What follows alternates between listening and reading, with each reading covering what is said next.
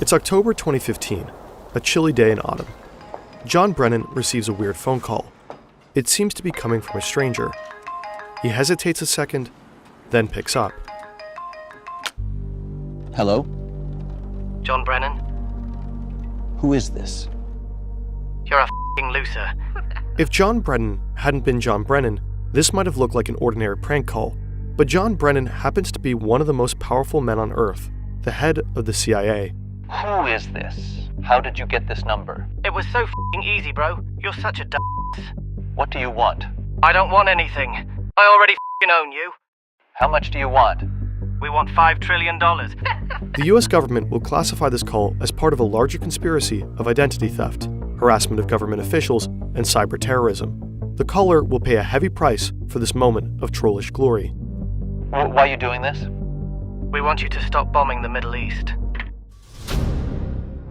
Across the Atlantic, in a house in the West Midlands of England, a 15-year-old kid in his room, the phone still in his hand. He can't believe what he just did. He calls himself Kraka, and he loves to smoke weed. In fact, he's high right now. He's also the leader of Krakas with Attitude.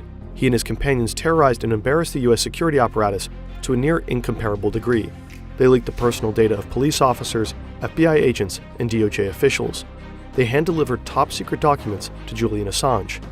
Some of the most publicized hacktivism attributed to Anonymous. They call themselves Anonymous. Yeah, it was actually them. In part for the lulz. And this is their story. This was political. Teenager Cyber attacks. hijacked the computers of several US intelligence and Did a security collective called Crackers with Attitude.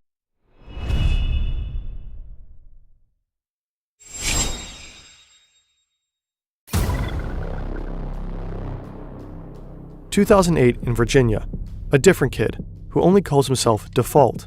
He's a pretty typical American teenager. He loves soccer, video games, and his dog.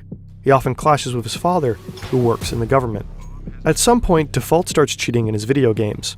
This gives him the first taste of using computers to do things that you're not supposed to.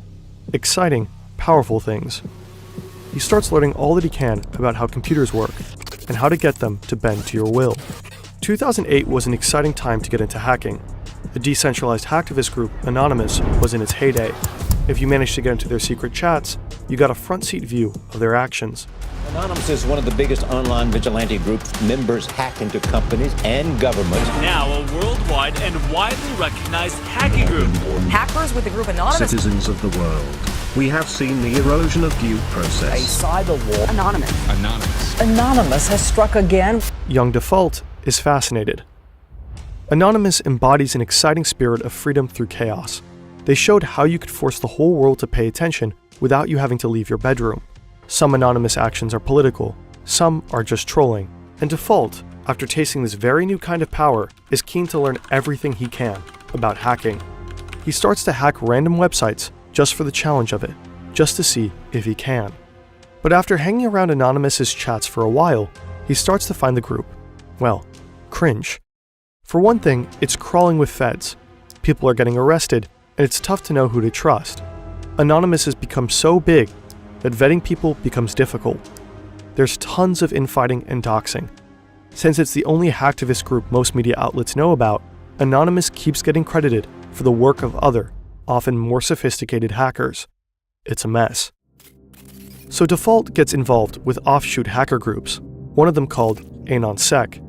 The group positions itself as anti-Anonymous. But similar to Anonymous, AnonSec performs operations, hacking initiatives that sometimes have a political purpose, and sometimes are just, as one might say in 2008, for the lulz. I hated recording that. AnonSec is quite advanced, and Default gets better and better at the game. The group controls a botnet. A botnet is essentially a large pack of infected computers under someone's control. You can use those computers to further spread malware across the internet to make the botnet larger and larger. Or you could, for example, attack a server with it in order to overload it. Default is tapping around AnonSec's botnet and gets curious about what computers they've actually gotten under their control. He finds that one is a server of the Canadian medical school, Windsor University. Suddenly, Default finds himself with direct access to the university's finances. He pulls up records of students who owe the school money. It all adds up to $9.4 million. And at the bottom of the list, something very tempting. A delete all button. How could he not push it?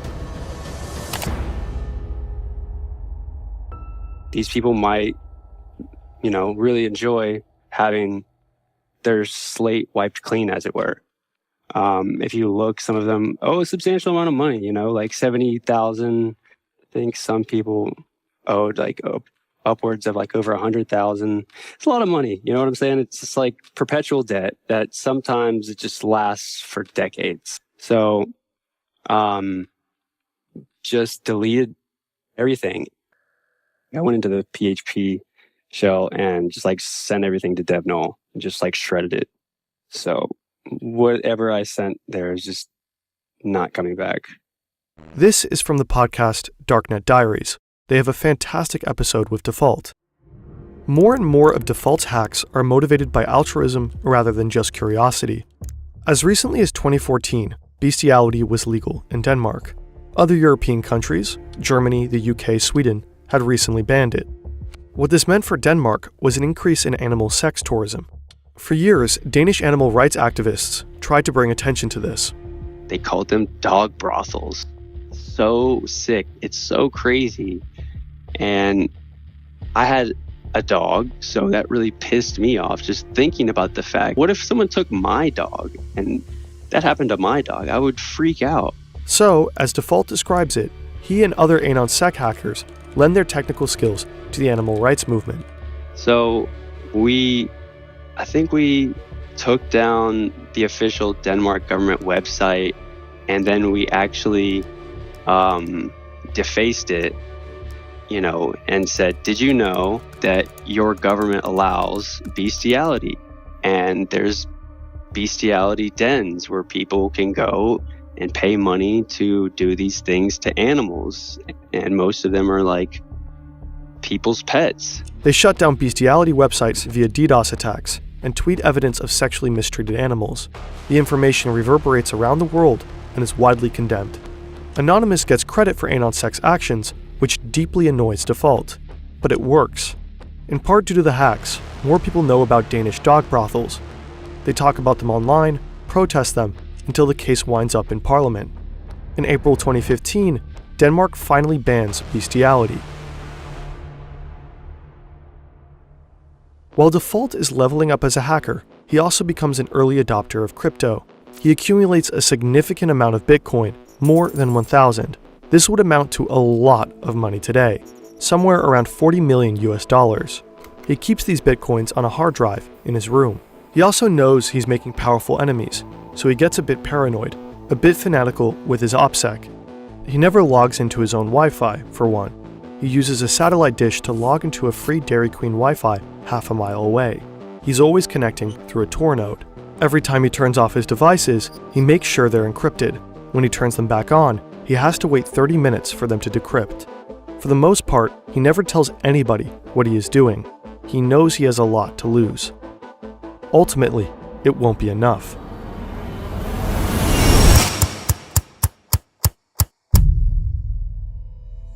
Back in May 2013, a 29-year-old US intelligence contractor also has a lot to lose. He has his own home in Honolulu, a loving girlfriend, and a salary of over $200,000 per year. But he's discovered a huge secret, and it's too big to keep. The US government has the ability to spy on pretty much any man, woman, child on Earth who has come into contact with a computer. And this contractor, unwittingly, has helped make that technology possible. He's haunted by this information and horrified that his government is violating its public civil rights so egregiously. He knows that revealing this information to anyone, a lawyer, a judge, or even Congress, would be committing felonies so severe that he would spend a lifetime in prison. He's worried he'll never see his family again, and he doesn't know what consequences they'll encounter if he blows the whistle. But he has to do it. He's been quietly collecting evidence of this secret for a while, and he's just downloaded the last documents. He tells his employer, the US government, that he needs a couple of weeks off to manage his epilepsy. This buys him a bit of time to leave the country without arousing suspicion. He chooses Hong Kong because he views it as a bastion of free speech. He believes it's one of the few places in the world that could and would protect him from the wrath of the US government. There he meets journalists Laura Poitras and Glenn Greenwald and delivers evidence of what used to be waved off as a conspiracy theory. And so Edward Snowden becomes one of the most important whistleblowers of our modern time. Snowden's revelations scandalize the world and spark a long overdue debate about individual privacy versus national security. He inspires many young Americans like Default to take a good hard look at how their government functions. Default doesn't want to sit around and let surveillance happen to him. He wants high-ranking intelligence officials to know what it feels like to be spied upon, to have their private information stored and distributed, and to have it used against them. This is when he teams up with the Crackers with Attitude, founded by Cracker, the kid who's always high.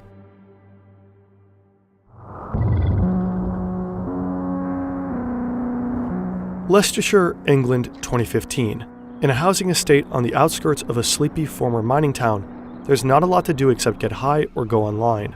In the case of 15-year-old Cracker, he spends his time doing both. He's angry about corruption, about surveillance, but in particular about the US's involvement in the Middle East. He becomes especially focused on Palestine and sees the US as directly responsible for death and suffering in Gaza. He decides to do something about it. This was political. We heard he was really angry about US foreign policy. So he started a collective called Crackers with Attitude, and then he hacked into sensitive documents online. One of his first victims is James Clapper, then the National Director of Intelligence of the Obama administration. Clapper, one of the highest-ranking members of the intelligence community, had his phone number and address waiting to be found with just one Google search. This provides Cracker with enough information to hack into his email. He posts proof of it on Twitter, which catches Default's attention. Cracker then gets the phone calls to Clapper's house phone rerouted to the Free Palestine movement. Default tweets his respect to Cracker, and the two start chatting. Edward Snowden himself has given James Clapper a very special shout-out in an interview with the German broadcaster ARD. Unfortunately, that interview was blocked from US and German television networks. Apparently, the video is immediately taken down every time it's posted on YouTube, so we'll only show the quotes visually. I would say sort of the breaking point is seeing the Director of National Intelligence, James Clapper, directly lie under oath to Congress. What we do not do is spy unlawfully on Americans, or for that matter, spy indiscriminately on the citizens of any country. We only spy for valid foreign intelligence purposes as authorized by law, with multiple layers of oversight to ensure we don't abuse our authorities. Cracker and Default are livid. Cracker and other hackers loosely connected with CWA team up to target more high-ranking members of the intelligence community. They want to embarrass them and to show them that they aren't as powerful as they think they are. At the top of their list is John Brennan, head of the CIA.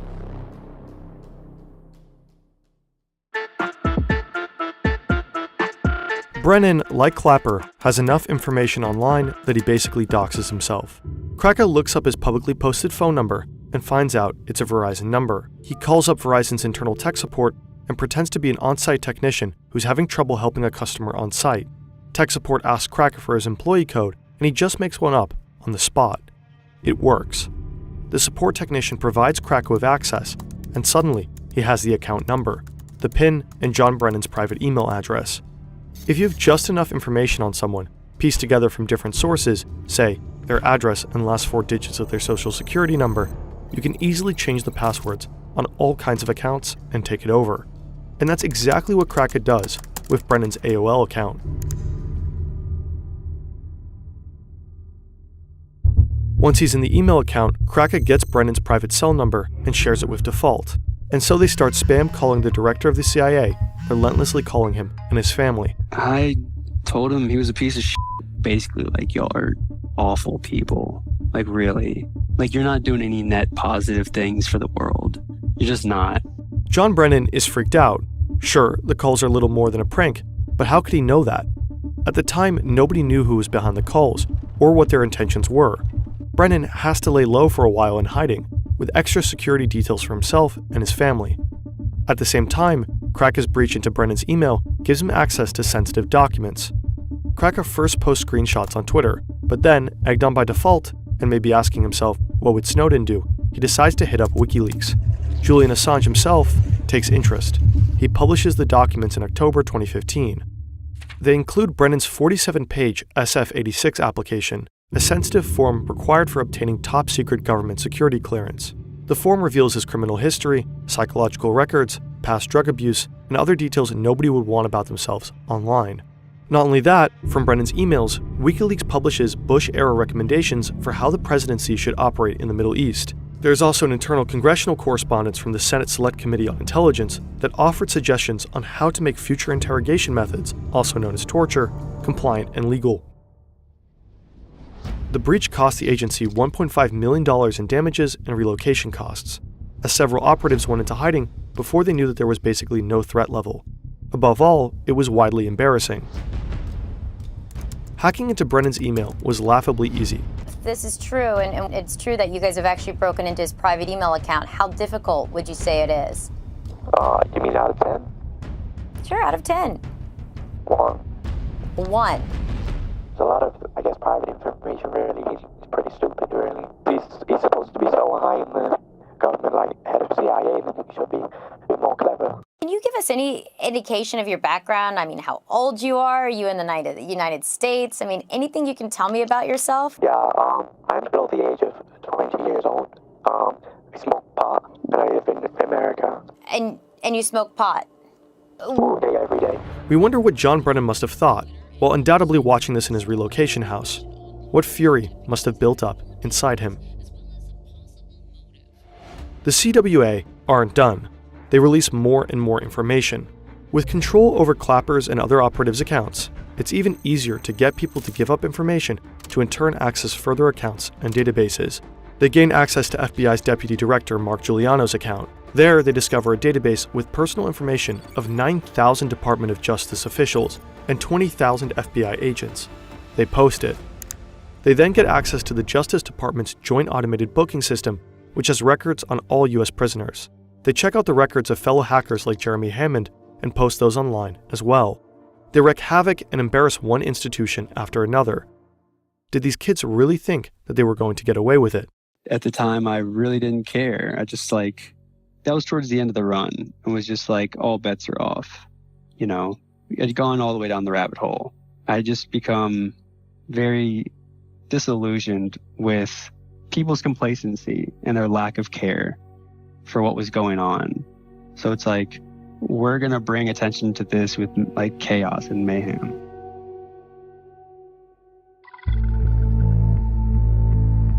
Kraka knows his actions have poked a very big bear. He knows there will be consequences. He just doesn't know what they'll exactly be. I'm going to go to Russia and chill with Snowden, because I know that the government are pretty mad about this. I'm probably going to get tortured. I'm actually a pretty fast runner. Default is paranoid the whole time, constantly worried about his OPSEC. But he let his guard down. Default became involved with an ex-girlfriend of one of his friends. According to him, he asked his friend in advance if it's okay with him. The friend says sure, go for it. He's way over it. But he isn't. Default and his friend are hanging out one night, drinking and chatting over Xbox Live. I slip up for the first time ever, being f***ing arrogant and cocky. It comes on the news, CIA director hacked, blah, blah, blah, all this stuff. And I'm like, yeah, that was us, blah, blah. I was like drunk, talking, and just totally gave myself away. He never thought his friend would do anything with that information. Hell, he didn't even think his friend would necessarily believe him. But today, Default is pretty sure this friend turned him in. When the FBI raids you, they don't knock politely.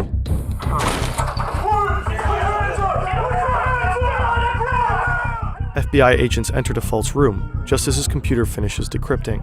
They are pointing assault rifles in his face.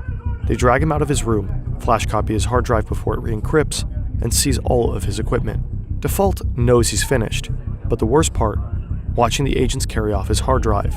The hard drive with nearly 1,000 Bitcoin. He blacks out. Kraka, too, gets raided by the British police forces, and his computers are confiscated.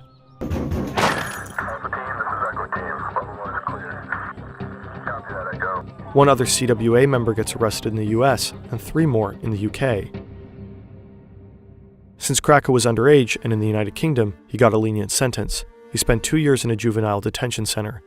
He was the first minor in the UK to be imprisoned for hacking. Today, he's keeping his head down and is done with crime. He just wants to make a career in cybersecurity and move on with his life. He did not want to give us an interview. Default, even though he was less involved, paid a much higher price. He went straight to federal prison with a 5-year sentence. He had to pay $145,000 in restitution, and due to COVID regulations, spent a significant amount of that time in solitary confinement. While pleading in court, he said, "I thought what I was doing was right in terms of political justice, but 2 years later, I realized I was completely wrong." Snowden, too, didn't have a relaxed time fighting asylum in Russia. Shortly after his leak, intelligence officials publicly fantasized about killing him. Whether you're a principled whistleblower who truly understands the significance of what you're leaking, or a stoned teen furious at the world's injustices, messing with the US government will change the course of your life forever. So make sure it's worth it.